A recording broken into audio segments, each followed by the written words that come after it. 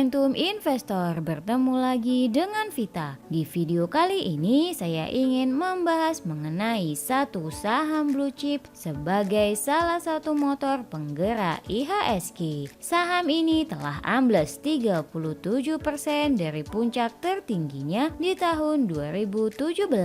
Ditambah dengan sentimen negatif Gotoh yang harga sahamnya terus turun, maka saham ini juga ikut terkerek turun. Apakah masih menarik? Tonton sampai habis ya agar Anda mendapatkan pemahaman yang utuh. Saham ini telah kami bahas di kuartal 2 3 bulan yang lalu dengan judul Saham Blue Chip Sudah Murah, Laba 106% Rutin Bagi Dividen. Berikut adalah nama perusahaannya, PT Astra International Tbk dengan kode saham ASII. Karena laporan keuangan kuartal 3 telah terbit, maka kami telah menganalisanya untuk Anda. Seperti biasa, disclaimer on ya, video ini hanya merupakan video edukasi, bukan rekomendasi menjual atau membeli saham. Pastikan selalu analisa ulang sebelum melakukan transaksi saham. Berikut adalah analisanya. Yang pertama, aset, kas dan setara kas perusahaan meningkat dari 63 triliun menjadi 69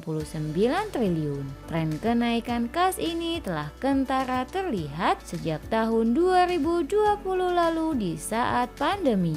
Persediaan lancar perusahaan naik dari 21 triliun menjadi 29 triliun. Bila melihat dari data historis, maka persediaan telah mencapai puncaknya di kuartal ini. Walau terjadi tren kenaikan dari sejak kuartal 2 2021 lalu, namun kenaikannya tidak terlalu tinggi bila dibandingkan dengan 2018. Jumlah aset perusahaan meningkat dari 367 triliun menjadi 412 triliun. Bila dilihat dari jangka panjang, maka aset perusahaan selalu mengalami tren kenaikan dari tahun ke tahun. Yang kedua, liabilitas. Jumlah liabilitas naik dari 151 triliun menjadi 174 triliun. Dari historisnya, maka liabilitas mulai terlihat naik kembali sejak tahun lalu setelah sempat turun di 2020 saat pandemi. Debt to equity ratio pada kuartal ini lebih tinggi bila dibandingkan dengan kuartal sebelumnya. Namun secara jangka panjang terlihat adanya tren penurunan yang cukup berarti dan di level yang cukup rendah di bawah 50%. Peningkatan hutang buruk terlihat di 3 pos, yaitu pinjaman jangka pendek, pinjaman bank, dan surat utang. Karena debt to equity ratio cukup rendah, efek peningkatan hutang buruk perusahaan pada finansial tidak terlihat adanya dampak buruk. Yang ketiga, ekuitas. Saldo laba yang belum dicadangkan naik dari 163 triliun menjadi 178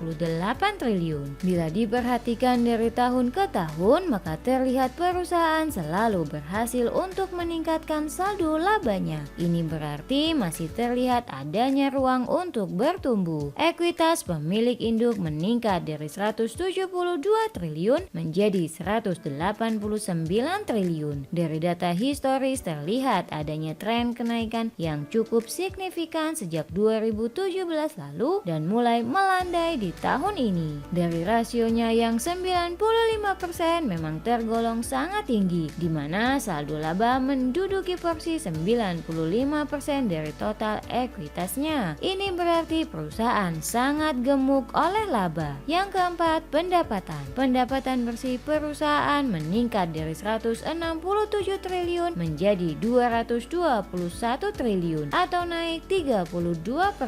Dari grafik kita bisa menyimpulkan bahwa peningkatan 32% ini cukup signifikan bila dibandingkan dengan tahun sebelumnya. Namun demikian, yang perlu kita waspadai adalah adanya investasi perusahaan pada saham Gotoh. Pada laporan keuangan kuartal 3 ini, perusahaan masih membukukan floating profit 1 triliun di saham Gotoh. Namun sejak laporan keuangan tersebut keluar pada 31 Oktober lalu, saham Gotoh telah turun minus 46% 6%, sehingga bisa diperkirakan perusahaan saat ini telah mengalami floating loss akibat investasi GoTo. Yang kelima, laba. Laba pemilik entitas induk meningkat dari 14 triliun menjadi 23 triliun atau naik 56%. Proyeksi laba bersih perusahaan di akhir tahun ini akan meningkat hingga all time high-nya, merupakan kabar baik untuk mengkoleksi saham ini di saat perusahaan lompat kinerjanya. Yang keenam, cash flow. Arus kas bersih dari aktivitas operasi meningkat dari 29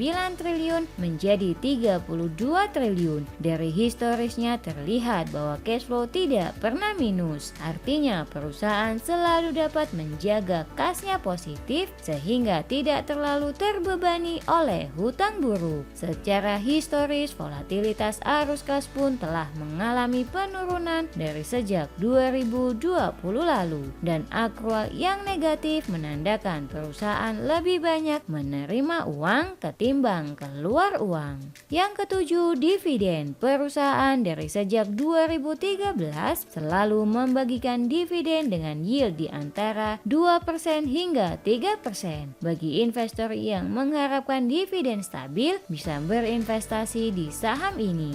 Dengan menggunakan teori dividen yield, maka saat video ini dibuat, harga saham telah menawarkan dividen yield di kisaran 4%. Dividen yield ini lebih besar bila dibandingkan dengan historis perusahaan yang hanya membagi di kisaran 2 hingga 3% saja, sehingga saat ini telah menjadi opportunity yang baik untuk mengkoleksi saham ini di harga bawahnya. Yang kedelapan, rasio finansial. Terlihat adanya tren penurunan di all time low-nya dari sejak 2013. Ini hal yang bagus karena di saat harga bahan baku makin meningkat, perusahaan justru dapat menurunkan beban pendapatannya. Proyeksi ROE tahun ini akan meningkat lebih tinggi dari sejak 2015, namun belum mampu melampaui 2013 lalu. Yang menarik adalah gross profit margin selalu mengalami tren kenaikan, yang berarti perusahaan makin efisien dan makin besar labanya dari tahun ke tahun. Ini juga bisa dilihat dari rasio NPM yang lebih tinggi dibandingkan dari historisnya. Saat video ini dibuat, harga menunjukkan level 5.825.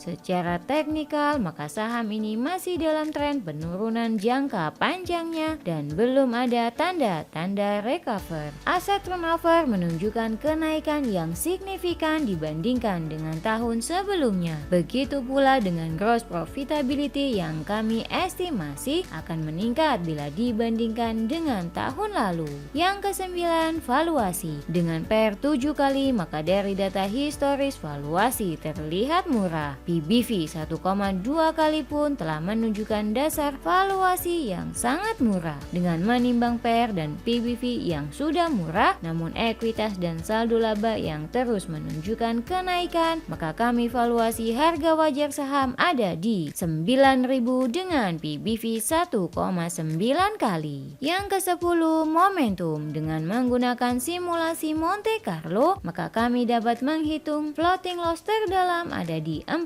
hingga 13%, sehingga risk reward menjadi 4,2 kali. Risk reward lebih tinggi dari kuartal 2 sebelumnya karena harga yang lebih rendah dan volatilitas yang lebih rendah pula. Ini menyebabkan risk reward menjadi semakin tinggi. Setelah menganalisa saham ini secara mendetail, maka kita telah sampai pada kesimpulan. 1. Secara kinerja perusahaan masih terlihat baik-baik saja dan justru mengalami kenaikan kinerja dari tahun ke tahun. 2. Sentimen buruk bahwa perusahaan memegang investasi di GoTo menyebabkan sahamnya turun. Namun sebenarnya investasinya tidak mempengaruhi kinerja. Terlihat dari ROE yang semakin meningkat. 3. Efisiensi yang terus dilakukan perusahaan dari tahun ke tahun terbukti efektif meningkatkan laba. 4. Saat harga bahan baku meningkat dan inflasi yang tinggi, perusahaan mampu menghasilkan laba laba yang meningkat dengan beban yang malah turun. Sebuah wonderful company yang sayang untuk dilewatkan. 5. Kinerja telah recover dari pandemi dan mulai menuju fase growth. 6.